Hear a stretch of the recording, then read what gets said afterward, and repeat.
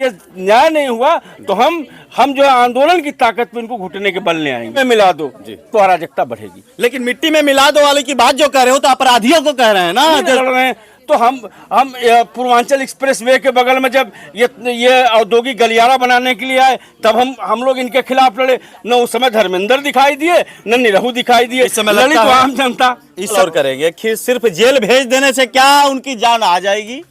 एक सवाल है आपसे, जेल भेज देने से सचिन यादव की जान वापस आ जाएगी? देखिए, जेल प्रथम दृष्टिया तो पुलिस इसी पे अपराधी पुलिस को दोषी मान लेना चाहिए। तो किसी भी जाति समुदाय बिरादरी का बच्चा मारा जाए तो कानून का राज है ना, कानून को कार्रवाई करनी चाहिए। लेकिन यहाँ जो आखिर पुलिस ने उस घटना स्थल को क्यों नहीं सीज किया? एक बड़ी घटना है जी। वो साथी जिसका नाम सचिन है जी, वो जाता है उस दुकान पे तो उसकी बाइक वहाँ खड़ी रहती है। साथियों नमस्कार, मैं आपको बता दूं कि मैं इस समय गंधुई गांव आजमगढ़ जिले में पहुंच चुका हूं, जहां पे मुस्लिम पक्ष द्वारा एक युवक की हत्या कर दी जाती है। और ये जो युवक होता है सचिन यादव होता है, हिंदू समाज का बेटा होता है। लेकिन कहीं ना कहीं कब तक होता रहेगा हिंदुओं पे प्रहार? किसान आंदोलन के जो नेता हैं यहाँ पहुँच चुके हैं, इनसे कुछ सवाल करने की कोशिश करेंगे। हकीकत में आप पहुँचे हैं, सर आपने देखा क्या है? देखिए, मैं आया तो इस पीड़ित परिवार से मिला। बहुत ही दुखद घटना है जिसकी जितनी भी निंदा की जाए वो कम है। और ये घटना बहुत ही दुर्भाग्यपूर्ण है। ये बच्चा 20 साल का है। आप परिवार की हालत इसी समझ सकते हैं कि जिस 20 साल के नौजवान के हाथ में कलम और किताब होनी चाहिए, उसको यूनिवर्सिटी और कॉलेज मिलना चाहिए, वो अपने पारिवारिक स्थिति को देखते हुए एक टेक्सटाइल्स की दुकान पे जाके काम कर रहा था। उसके साथ उसके भाई से हमारी बातचीत हुई। उसने बताया कि हमारा भाई रोज सुबह 9 बजे जाता था और रात को 9 बजे वापस आ जाता था। उस दिन सरामीर का मेला था तो वो देर हुआ तो लोगों ने समझा कि मेले की वजह से कुछ लेट हो गया है, आ जाएगा। घर के लोग फोन लगाते रहे, रात के 11 बजे तक फोन नहीं उठता है। दूसरे दिन उसका साथी जिसका नाम सचिन है, वो जाता है उस दुकान पे तो उसकी बाइक वहाँ खड़ी रहती है। लेकिन जब दुकान के ओनर से वो पूछता है कि वो कहाँ है तो कहा तो 6 बजे ही चला गया था। तो ये पूरा जो सचिन की मौत है वो संदिग्ध परिस्थितियों में हुई है। और पूरे परिवार को उस समय पता चलता है जब डेड बॉडी बाहर लाई जाती है।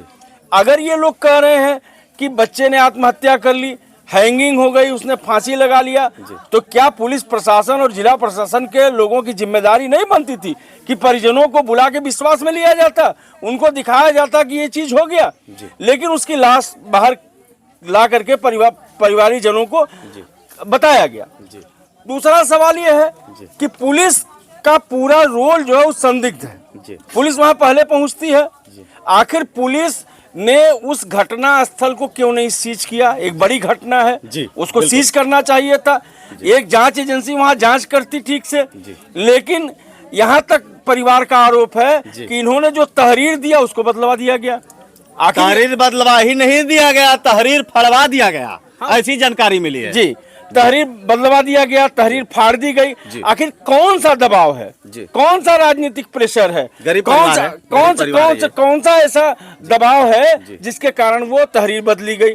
तो प्रथम दृष्टिया तो पुलिस इसी पे अपराधी पुलिस को दोषी मान लेना चाहिए कि पुलिस यहाँ दोषी है, वो ठीक से जांच नहीं कर रही है। लिहाजा सरायमीर के पूरे थाने के स्टाफ को सस्पेंड करके हटा देना चाहिए और तब तक हटाया जाना चाहिए जब तक इसकी जाँच पूरी न हो। सर इसी पे हम एक सवाल करेंगे, सस्पेंड तब किया जाएगा जब यहाँ गंधुई गांव में मर्डर हो जाएगा, मारपीट हो जाएगी, कई लोगों की जानें चली जाएगी, हिंदू मुस्लिम हमारे जब एक टक्कर कर लेंगे और जब हमारे हिंदू भाई मारे जाएंगे 100 की संख्या में, तब हमारे सीएम योगी जी और देश के पीएम मोदी जी चाहे विपक्ष भी सवाल करेगा, क्योंकि उन्हें राजनीति करनी है। जी देखिए, पूरी तरह से कानून व्यवस्था फेल है जी। योगी जी से सूबा सफल नहीं रहा है। रोज घटनाएं हो रही हैं, लोग मारे जा रहे हैं। और जब जिस सूबे का मुख्यमंत्री खुद ये बात कहता हो कि ठोक दो, मिट्टी में मिला दो, तो अराजकता बढ़ेगी। लेकिन मिट्टी में मिला दो वाले की बात जो कर रहे हो तो अपराधियों को कह रहे हैं ना, देशद्रोहियों को कह रहे हैं। नहीं, अपराधी जरूर किसको कह रहे हैं उसका संकेत तो मिल रहा है ना। कह किसको रहे हैं? मार कौन जा रहा है? मार तो सचिन यादव ना जा रहा है। जो बच्चा जिसके हाथ में कलम कापी होना चाहिए वो ना मारा जा रहा है। जी अच्छा, एक नेताजी एक सवाल करेंगे, आप बहुत अच्छे नेता भी हैं, आपको ज़्यादा अनुभव भी होगा। ये बताइए, बहराइच कांड में उतनी फोर्स लगाई गई है और शायद वही रूप यहाँ विकराल रूप ले ले, लोगों में मैं आक्रोश देखा हूँ यहाँ की जनता में। अगर हिंदू मुस्लिम भाई अगर आपस में टक्कर कर ले तो शायद लगता है कि हज़ारों की संख्या में फोर्स भी आएगी। मैं कैमरा पर्सन से कहूँगा जरा ये तस्वीर दिखा दे, लोगों का आक्रोश है। अगर इतनी बड़ी घटना होने से पहले यहाँ के शासन और प्रशासन और जो भी जिम्मेदार अधिकारी हैं शायद इस मामले को संज्ञान में ले ले और दूध का दूध चाहे तो पानी का पानी कर सकते हैं, लेकिन वो अभी नहीं करेंगे क्योंकि उनको जब तक ऊपर से आदेश नहीं आएगा तब तक नहीं करेंगे। देखिए, मोदी जी की जो सरकार है इसकी ईडी और सीबीआई बहुत तेज है जी। तो हम कहें इतनी बड़ी घटना हुई, जघन्य अपराध हुआ है, तो क्यों नहीं इसकी सीबीआई जांच करा लेते हैं। सीबीआई जांच करा दें, दूध का दूध पानी का पानी हो जाएगा। हमें तो लगता है यादव का लड़का मारा गया, इसलिए भी कुछ देखिए, सवाल यादव का लड़का मारा गया, कभी राजभर का लड़का मारा जाता है, कभी जो है क्या कहते हैं पासी का लड़का मारा जाता है। तो देखिए, ये सारी चीजें कानून तय करता है जी। हम करें कानून ठीक से रहे तो किसी भी जाति समुदाय बिरादरी का बच्चा मारा जाए तो कानून का राज है ना, कानून को कार्रवाई करनी चाहिए। लेकिन यहाँ जो कानून है वो पूरी तरह से ध्वस्त है, कानून की जो व्यवस्था है वो पूरी तरह से ध्वस्त है। आप बताइए, एसएचओ खुद जो है वहाँ जाके परिवार के लोगों से तहरीर फड़वा रहा है। अगर एसएचओ तहरीर फड़वा रहा है तो योगी जी ऐसे एसएचओ क्यों बनाए हुए हैं? यहाँ के एसएसपी क्यों नहीं उसको सस्पेंड करते हैं, क्यों नहीं उसको हटाते हैं? हम कहते हैं कि हम जो भी तहरीर दिए आप उस विवेचना करो ना, अगर हमारी बात सही नहीं होगी तो आप विवेचना में निकाल देना, लेकिन आप हमारे आरोप को ही खारिज कर दे रहे हो। हमारा बच्चा मारा जा रहा है, हमारे आरोप को पुलिस खारिज कर दे रही है, तो आखिर किसके दबाव में कर रही है? सर एक सवाल करेंगे, पहली प्राथमिकता पुलिस की होनी क्या चाहिए वहाँ पे? देखिए, पुलिस की प्राथमिकता ये होनी चाहिए थी कि पुलिस को जब वहाँ बुलाया गया तो पुलिस वहाँ गांव के जिम्मेदार, जिस गांव में घटना हुई इस गांव के जिम्मेदार लोगों को बुलाती, प्रधान को बुलाती, 2-4 सम्मानित लोगों को बुलाती, परिवार के लोगों को बुलाती और दिखाती कि ये भैया जो ये बात कह रहे हैं कि आत्महत्या किया। तो उसने तो पहले जांचें बुलवा दिया, ऐसी जानकारी मिल रही है। नहीं हाँ। तो उसने क्या किया कि पुलिस ने सब कुछ लिपापोती कर दी। पुलिस पूरी तरह से इस घटना को खत्म करना चाहती है, मौके का फायदा उठा लिया, मौके का फायदा उठा लिया या जो भी कहिए, पूरी घटना को ये समाप्त करना चाहते हैं और इस पूरी जांच को जो है होने ही नहीं देना चाहते। हम ये मांग करते हैं आपके जो चैनल के माध्यम से, आपके यूट्यूब के माध्यम से कि योगी जी न्यायिक जांच करा दें, योगी जी सीबीआई जांच करा दें, तो उसमें जो दोषी पुलिसकर्मी है उसके खिलाफ भी कार्रवाई हो और जो अपराधी हैं जो इनकी इस बच्चे की हत्या में शामिल हैं ये सबके सब जेल भेजे जाएं।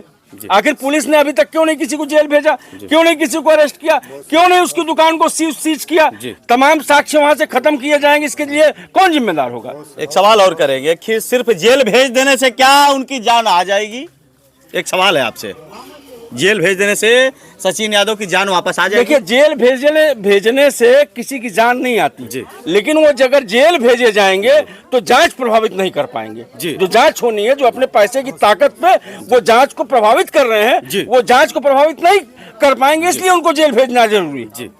परिवार की आर्थिक स्थिति सही नहीं है, कुछ मांग करना चाहेंगे? देखिए, परिवार की आर्थिक स्थिति सही नहीं है और बहुत ही खराब है। मैंने पहले ही कहा कि अगर परिवार की आर्थिक स्थिति सही होती तो 20 साल के नौजवान के हाथ में से कलम, कापी, किताब और यूनिवर्सिटी और कॉलेज में होना चाहिए, वो दुकान में मजदूरी कर रहा है।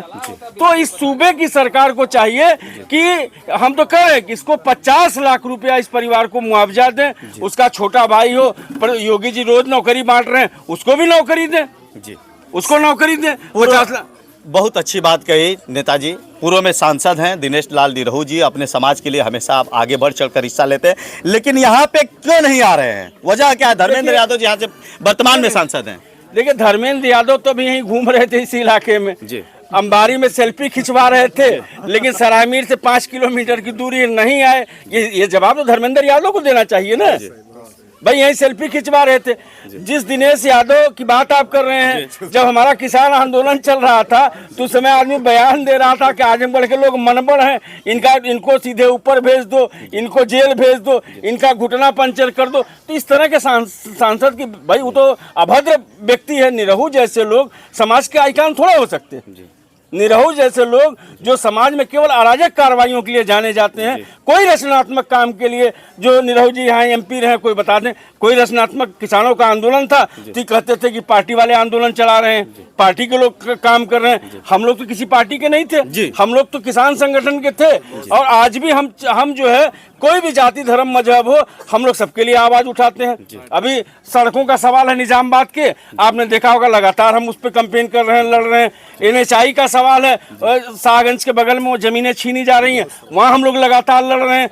तो हम पूर्वांचल एक्सप्रेस वे के बगल में जब ये औद्योगिक गलियारा बनाने के लिए आए, तब हम लोग इनके खिलाफ लड़े। न उस समय धर्मेंद्र दिखाई दिए, न निरहू दिखाई दिए, लड़ी तो आम जनता। इस समय लगता है कि सेवई खाने में व्यस्त है धर्मेंद्र यादव जी। अब क्या खाने में व्यस्त है वो भी बता सकते हैं, क्योंकि धर्मेंद्र जी से मेरा कोई रिश्ता नहीं है।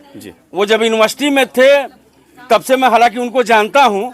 और इन लोगों ने गन कल्चर अगर इलाहाबाद विश्वविद्यालय में कुछ किसी ने शुरू किया था तो धर्मेंद्र और संग्राम शुरू किए थे, लोग गनर लेके यूनिवर्सिटी में गए। ये मतलब ये कैसे लोग हैं? सर एक सवाल और कर लेते हैं, अगर इस परिवार के साथ न्याय नहीं होता है तो आपका क्या सहयोग रहेगा इस परिवार? देखिए, अगर इस परिवार के साथ न्याय नहीं होता, पहली चीज तो मैं NHRC को लिखूंगा जी, हमारा संगठन मानवाधिकार आयोग को लिखेगा जी, हमारा संगठन तमाम उन फोरमों में जाएगा जी जो इस परिवार को न्याय दिला सके।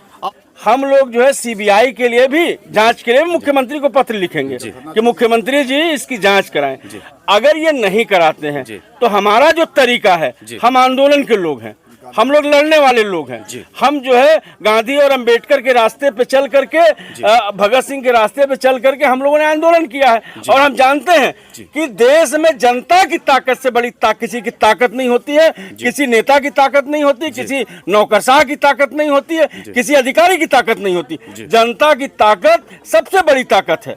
और जनता की ताकत पे हम लोगों ने तमाम बार इन सरकारों को घुटने के बल लाया है। और अगर ये न्याय नहीं हुआ तो हम जो है आंदोलन की ताकत पे इनको घुटने के बल ले आएंगे। चलिए सर, आपसे मिलकर बहुत अच्छा लगा। आज जैसा कि सर ने बताया, मुझे आशा और उम्मीद है कि इस परिवार को न्याय मिलेगा।